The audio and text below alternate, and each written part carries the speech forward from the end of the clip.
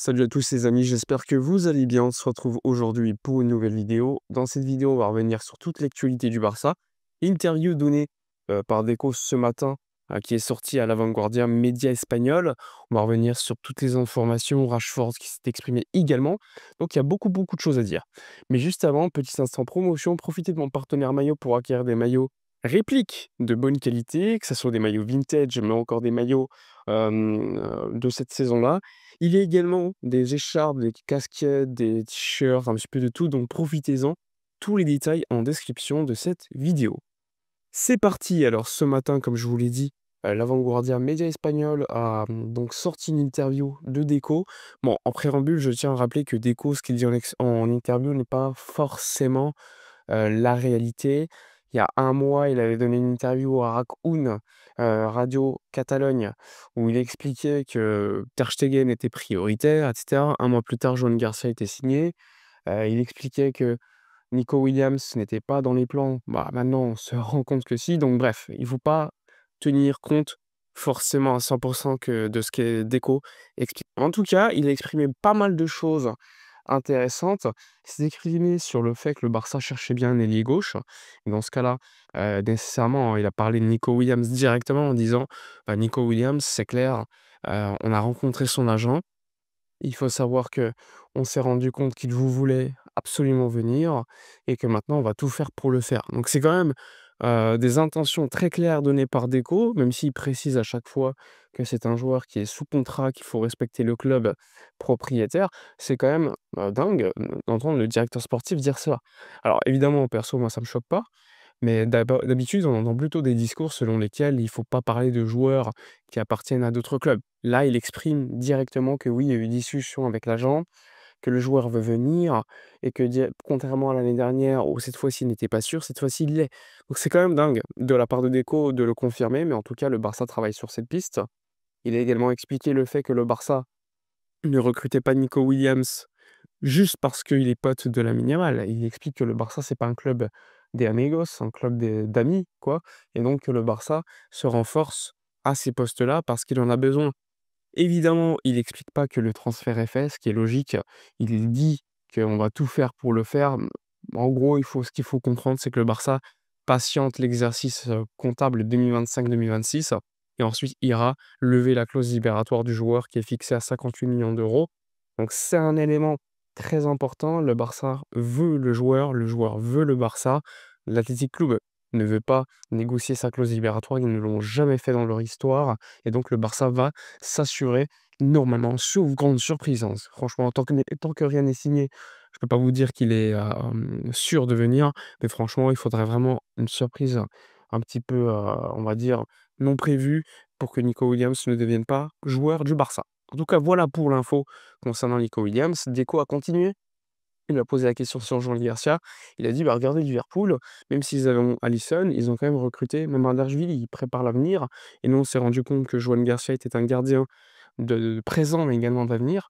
Bah, non, tout simplement, ça nous, on n'a rien à dire à Ter Stegen, c'est le le coach qui va devoir faire ses choix et les expliquer.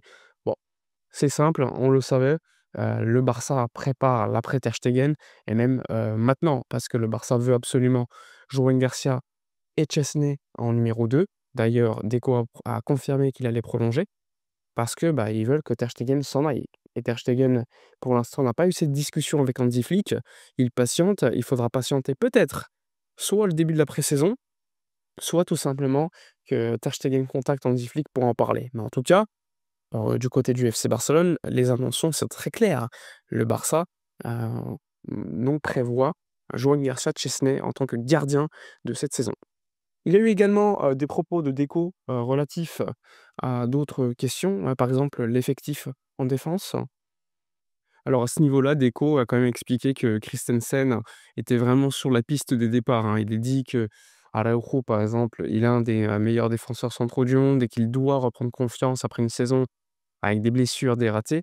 Mais il explique que Christensen, compte tenu de son contrat et du fait que le Barça a beaucoup de défenseurs centraux, c'est probablement lui qui devrait partir. Ce qui est quand même pas surprenant, mais perso, en termes de niveau, j'aime beaucoup Christensen, mais je pense que c'est ça. Ses longues blessures, hein, l'année dernière, même il y a 2 ans, c'est quelqu'un qui se blesse beaucoup Et évidemment, le fait que contractuellement, il semble que son contrat se termine en 2026, donc c'est jamais maintenant ou jamais pour le vendre, ça le met dans une position compliquée. Il faudra évidemment suivre cela parce que Christensen a évidemment le droit de rester, compte tenu de son contrat, mais évidemment avant la coupe du monde, il sera probable qu'il veuille jouer. Si le Barça ne lui permet pas de pouvoir jouer, un départ pourrait être très intéressant pour lui. Il y a également le sujet Ansu Fati. Deco a expliqué que Ansu, à son âge, doit absolument jouer et donc il va probablement partir en prêt parce que le Barça veut garder, quand même contrôle du joueur. Évidemment, les négociations avec l'AS Monaco pour l'instant avancent, mais très, très lentement parce que c'était, relatif au salaire pris en charge.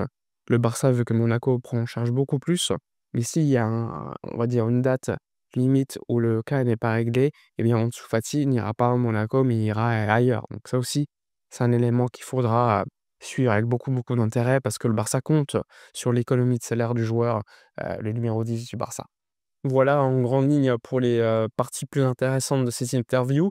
Il y a également, le Barça, qui, parle trop de Rashford, mais Rashford lui parle du Barça, hein. Hier, interview, publiée par des youtubeurs espagnols où, Marcus Rashford expliquait notamment qu'il rêvait de jouer avec Lamine Yamal et entre certaines lignes, on peut comprendre qu'il voudrait vraiment vivre en Espagne, il voudrait vraiment jouer à Barcelone. Donc ça, c'est un élément également à tenir compte. Le Barça n'écartant pas en plus le fait de pouvoir se renforcer, en plus de l'arrivée de Nico Williams au poste de numéro 9 et il considère que Rashford peut jouer à ce poste-là. Même si attention, Deco, lors de son interview, il explique que Ferran Torres peut jouer à ce poste, qu'il y a Lewandowski et que peut-être que ça ne sera pas pour cette saison, le fait de prendre un joueur, à ce poste-là. Mais bon, Rashford est un joueur qui peut jouer sur le front de l'attaque aussi et évidemment, s'il arrive, ça sera via un salaire très moyen et un prêt. Le Barça ne veut pas l'acheter. Ça, c'est une certitude, surtout que le Barça déjà, en cas d'arrivée de Nico Williams, quand même beaucoup, beaucoup de monde en attaque. En tout cas, voilà pour les grandes lignes des informations, qui sont sorties ces dernières heures. On va suivre évidemment beaucoup d'intérêt. Il y a également un joueur, hem, suédois, Rooney Bardi, que je suivais particulièrement il y a quelques saisons, mais bon, il s'est fait les ligaments croisés. Le Barça pourrait le signer, sachant qu'il est en fin de contrat en décembre. Personnellement, je suis pas convaincu. J'ai parlé avec des spécialistes qui suivent le championnat danois, puisqu'il joue à Copenhague. Franchement, ils disent que suite à sa blessure, son niveau a quand même littéralement baissé. À suivre, hein, parce que ça serait vraiment, un pari, même si on parle quand même de 2 à 3 millions d'euros seulement de transfert, il faudra quand même suivre avec beaucoup d'intérêt. Le Barça s'intéresse, il y a eu des discussions avec l'agent et Copenhague. Voilà pour toutes les informations de la journée. N'hésitez pas à donner votre avis en commentaire, likez, commentez, partagez. Moi, je vous dis à la prochaine et d'ici là, comme d'habitude, portez-vous bien.